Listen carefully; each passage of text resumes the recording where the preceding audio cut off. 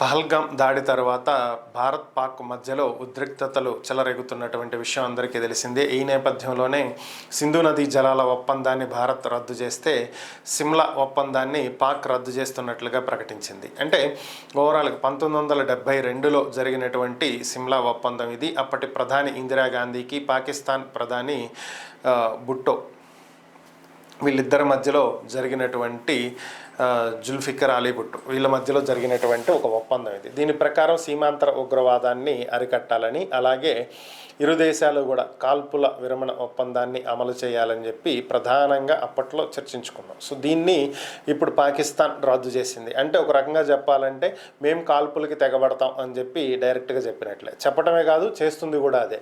గత 2 రోజుల నుంచి సరిహద్దుల వెంబడి భారత స్థావరాల మీద పాకిస్తాన్ సైనికులు కాల్పులు జరుపుతున్నారు అనేటువంటి వార్తలు వినిపిస్తున్నాయి.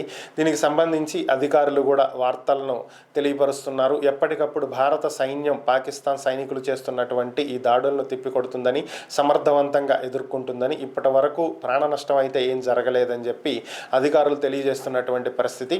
ఇంకా ఇలాంటి రెచ్చగొట్టేటువంటి కార్యక్రమాలు పాక్ ఇంకెన్ని చేస్తుంది అనేదే ఇప్పుడు ప్రధానంగా ఉన్నటువంటి పరిస్థితి.